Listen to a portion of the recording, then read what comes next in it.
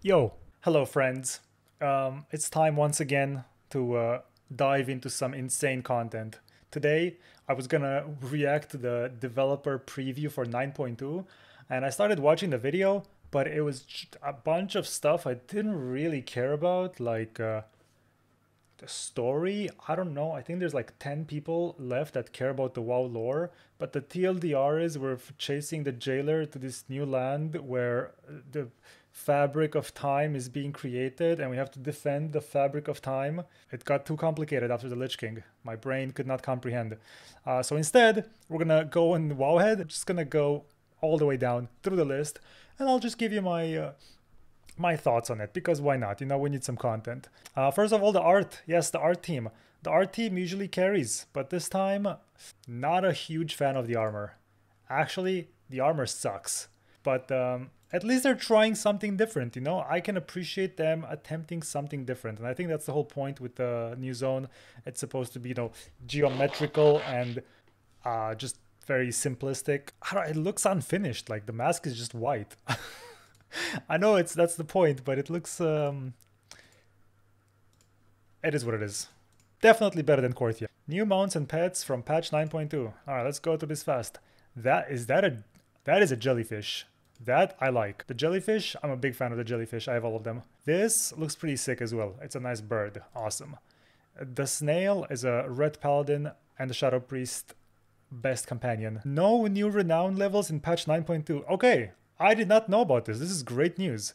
Cypher of the first ones to replace it. Okay, that is bad news. What is this? Oh, is Renown expected to continue evolving in patch 9.2, or will it be completely replaced by the new system introduced by this update? And Eon himself addresses this issue, and he says, we will not add new Renown levels. The system was linked to the progress of Covenants, and we're now venturing beyond the original story. There is, however, a progression system. I'd be shocked if the new patch came out and there was no progression system. Okay, so this is what I've read on Reddit as well. Apparently, the way you actually farm your double legendary, which we'll talk about in a second, you unlock the double legendary by having, I don't know, I guess some sort of reputation sort of thing, like the codex thing. It's Korthia all over again. At least this one looks prettier. Couldn't escape it for sure. So this was almost guaranteed from the start. Is Sylvanas here? Is that Sylvanas or is that a player? No, this is the player, obviously. Oh, these are players in the front, and that could be Sylvanas in the back. It definitely... Hold on, enhance that image. Enhance further. Further. Yep, that's Sylvanas. Acquired tier set from Raid, PvP, and Mythic Plus in patch 9.2. Bad luck protection and with new currency. From PvP? Do we have a PvP set? The progenitor tier will drop from the new raid of the first ones. However, in addition to that, players will be able to upgrade PvP and Mythic Plus items to tier pieces. You're probably going to be able to put the tier set effect on whatever item you want, right? Because that, I imagine that's how you put it on Mythic Plus items and PvP items. Surely you wouldn't buy like a verse haste PvP item and just use this currency and turn it into a mastery crit item.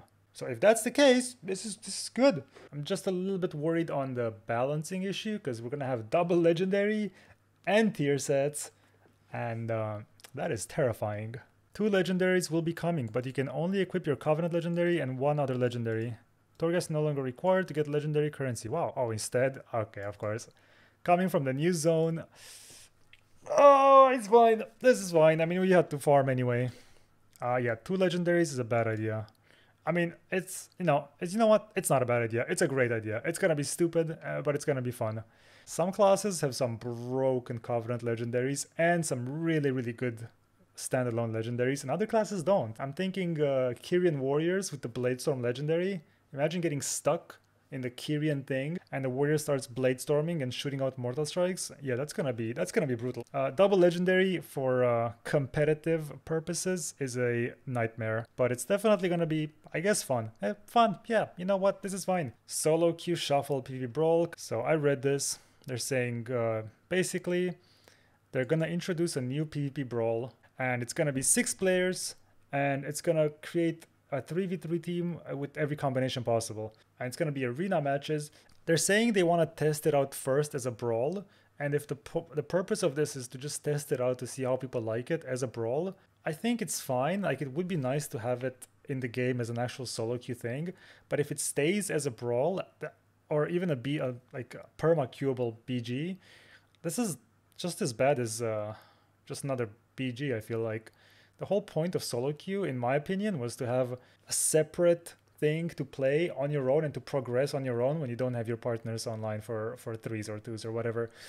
If it doesn't have any rating system or any reward system at all, like what's the difference between queuing this and queuing just skirmishes? But again, if it's just a thing they want to test out to see how they implement it and how it works, and then later on maybe they'll add it, that's great. You know, it's good they're thinking about it. I think it's a good thing. I don't think brawls are too popular. When there's a new brawl, except for Comp Stomp, people don't really queue that. I tried queuing it and it takes forever. So I hope they don't try this out, see that nobody queues it because, you know, it's just a brawl with no real incentive to be played. And then they say, oh, nobody likes the system, we're not going to add it. Oh, what's this? New level 60 character boost. I mean, it was bound to happen. Not really surprised. So the sepulcher, I don't know how to say this word. Sepulcher. Of the first ones, maybe the final raid tier of Shadowlands in patch 9.2. I mean, if we're fighting the jailer and isn't that the last one? On front Anduin and the jailer in the sepulcher of the first ones. Alright, Shadowlands is ending. That's some good news. Oh, and here's everything. Nice. What do we get? The new zone, we covered that. Meet the Enlightened, sick. We gotta save them as well.